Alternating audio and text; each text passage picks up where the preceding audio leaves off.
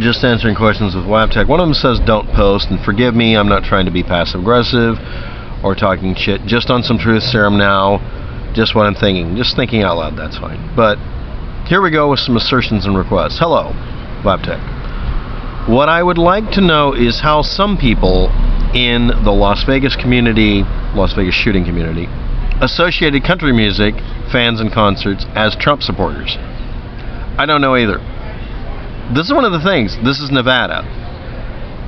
The Arizona, Nevada, there's a presumption each state is somehow conservative or liberal. I'm in Oregon. A huge, vast quantity of people in the state of Oregon are all in one little or two little cities, and they're liberal, primarily because they're stuck in a city. The state of Oregon is primarily conservative by surface area. But I mean, that's like saying everybody in Texas has to be a conservative. It isn't that way. You can look at ridiculously good numbers on local elections and find out that's not. We're all 50-50s, apparently. I don't get how anybody could do that, because it's just freaking music. It's like Christian rock music. There's a shit ton of liberals like me that love Christian rock music because it rocks. It's good. It's just music. So my assumption here is that someone wanted to make it about that so they could play the victim in some way. But I don't really know. So we'll see if this goes by. And I'd like to state it is officially summer because women are walking around with incredibly short pants today and beautiful legs. And if anybody wasn't aware of it, I'm heterosexual. So anyway, let's get on with the next thing. But not over hetero. But anyway, here we go. You're quite an enigma. No, I'm not. Everybody knows I'm totally obvious. I've offered you a couple of times a house for free to stay in another state. But anyway, I'm sure others have offered you help as well. Yes, and people in this area have offered me help, but there's a catch. I'll get to that in a minute. I understand the idea of not wanting to be indebted, or at least the feeling of. It's not that. It's not that I owe somebody. It's the situation of being a person who is indebted never gives you power over what happens to you tomorrow. People who owed me still threw me on the street on the second day for no good reason. I'll explain it in a minute. This is why I'm in favor of capitalism, honestly, even though it's not doing me any good right now. Your situation doesn't make sense given your intelligence. That has nothing to do with it. I just hope that you can conquer your fears and get some help. Get some help, conquer your fears, etc. Sounds like a set of presumptions. I know the person's not trying to be insulting or anything, but I don't have any actual fears. In fact, I'm considered pretty much fearless. As for getting some help in this town, it means you have to claim to have something desperately wrong with you, or put up with the indebtedness I'm going to explain in a minute. I don't mean to offend you. I just wanted to help. Sorry, don't post. I almost think you're really not homeless. I'm not a homeless person because that's not my status as a person. And there's a lot of people like me. They're your neighbors. You don't know that they don't have a place to live in. It just means I don't have a house to live in. I know. I'm some a-hole for saying this. I don't care about that. I only care about true human level. Okay. On the hunk of dirt I'm on, because literally everybody in the area knows me, and everybody who owns the property or has a right to kick me off of it knows me. They won't kick me out. If I get a room in that building right across the street where I used to live a decade ago, I can be kicked out without cause after paying the rent and all the bills for no reason, because rent control drives people to decide they have to throw people out in order to jack up the rents. A lady up this way kicked me out after she owed me. I saved her life. I kept her from suiciding, and I kept her from ODing once. She still threw me in the street because she lost her control and temper. I was paying rent. But, and this is important, she still had the ability to throw me out. She gave me the rent money back. When I lived in a building that I had rebuilt, I was still kicked out because the owner of the property decided to bulldoze a bunch of buildings and set up brand new condo buildings. The point to this is that if I can't get a place to live that's low cost enough, concerning the fact that I can be thrown into the street without cause, there's no frickin' point in getting it. I will just, there's no good time to kick me out, for no good reason. But it's always January. Why the fuck, I'm sorry, but I gotta say this. Why the fuck would someone consider it a good idea, for your own good, I heard that once, to throw someone in the street in January, in the middle of winter, during a snowstorm, by the way, a blizzard. Now, when I try to explain to people that the only way to take that ability away from anyone is for me, you might call it a fear, but it's more of a tactical thing. Because this keeps happening over and over again, I've learned one thing. I need to literally physically own the property, build the building or have it of my own, and adversarially go to the court system and say, I want you to look for every excuse and find you don't have one for eminent domain or whatever. This is an adversarial procedure in the state of Portland, Oregon, and for the state of Oregon, you can do this. To compel them to acknowledge there is no valid reason to kick you off the property or charge you a fine. Having them proactively test the building for fire, structural, every other standard, all of the coding violations checks.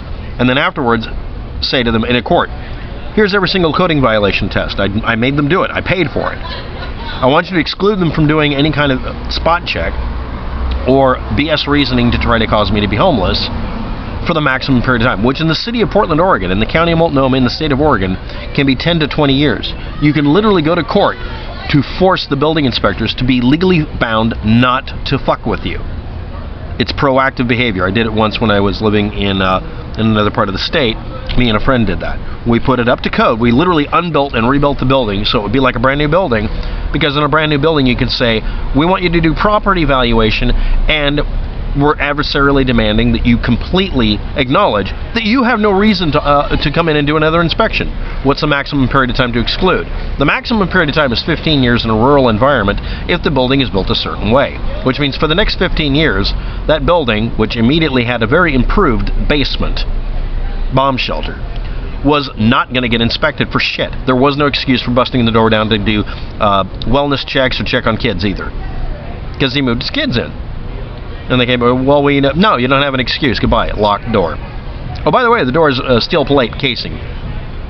Plate steel casing doors don't have the ability to be pulled down or knocked down. The building is reinforced. We poured cement in the walls after we got done. The insulation came out, cement went in. Because there's no law that says you can't do that. Drill holes, put rebar. The wood's just there to, make it to where you can nail something up. Now, why would somebody do that? Why are they paranoid? Because that was the second place he'd lived in the state of Oregon where somebody came along because somebody didn't like him and decided to, I'll have them inspect his property. If you make it to where that can't happen, you can't have the excuse of removing you. One of the places I lived at, they excluded us even though we paid rent because the neighbor didn't like that the person was subletting their house. But if it's a bed and bath or weekend getaway building, oh, no problem. Cars going in all the day, random people you've never seen before in the neighborhood, but continuous residents were picked on. The point of this is to prevent passive-aggressive bullying behavior and screw-with-you factor on a massive scale that always seems to happen if you're just trying to be left the fuck alone. There's always that one dickhead that's going to do it. Now, this sounds like, well, that's fear talking. No, I'm fed up with this shit. I have almost no trouble where I'm camping right now. If I could put up a small building, and I'm going to try to freaking don't kid yourself. I'll try to do it. If I could find a mine shaft up there, I'd be in it right now, because I'd never ever care about it. Now, the reason I'm bringing this up, when you ask me, conquer your fears and get some help, it's not fears. I don't need assistance. What I need is someone to not change the rules after I've played the game following them. I used to live in that building. I lived in a building that way. I lived in a building that way. I followed the rules every time and was made homeless without cause after paying the rent. Only after I paid the rent, which would have entitled me to 2 months inside, and they went out of their way to try to kick me out before the 2 months was up, because it's first and last in deposit. So they didn't want to give the deposit back or last month's rent and the current month that I just paid.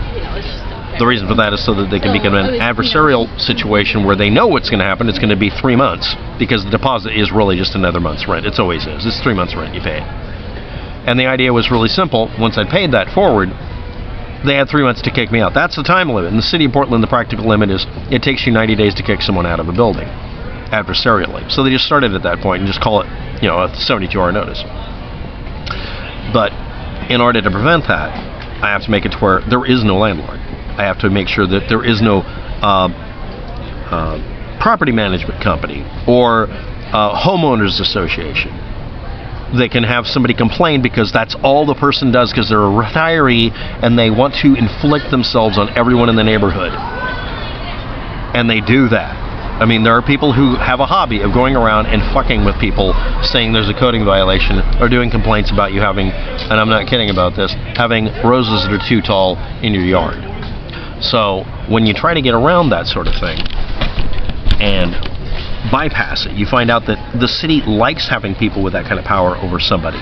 They almost need it. And the reasoning for it is really simple. It keeps people from whining and complaining in their ear.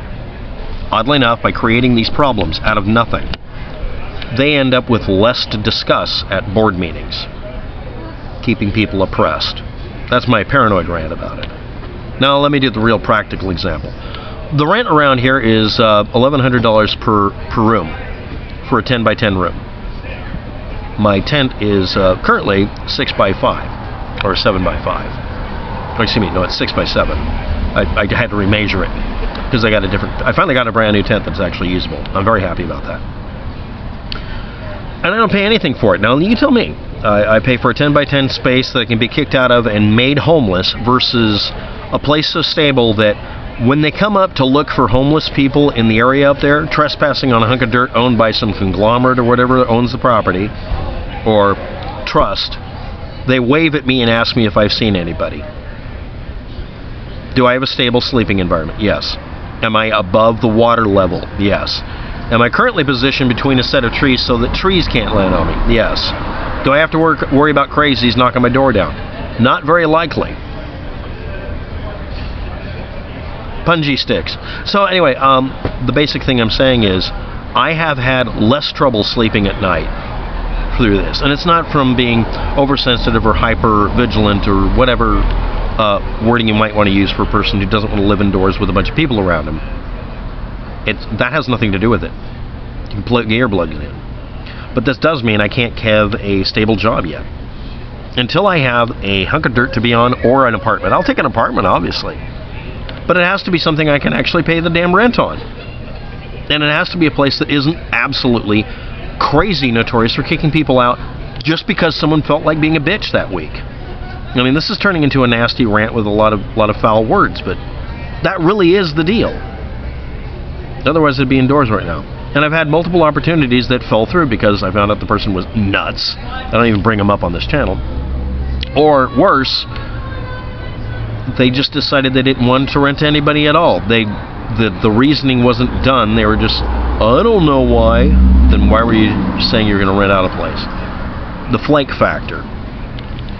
And I'm not kidding about it. The best situation I ever had was somebody renting an entire garage to me and leaving me the hell alone and letting me turn it into a livable place. It got bulldozed because somebody decided to tear the building down. But it's never been as bad as when I was in an apartment building and I had my door broken down, or a hole blown in it with a gun, or somebody breaking the window. That was a crap can. I just reinforced everything to where the next time the person tried to break the door down, he almost broke his arm because it wasn't a normal door anymore. By the way, that's why when you guys talk about Las Vegas and talk about fire doors, I actually know about those. I built armored doors at one time. I got to work at a company that made armored doors. I'm a security geek, and that's the final thing. It's not conquering fears, getting help, or whatever. It's because I'm security oriented, and I want to be able to run a business or just go to work and not have to worry about my crap being stolen, or finding a crowbar hanging out of a steel plate door because the idiot didn't get it on the first try that it's not going to move. I welded that thing. I don't know if they ever got it out of that apartment building. Anyway, hope I've answered your questions, and if I haven't, thanks for letting me rant and vent. Bye.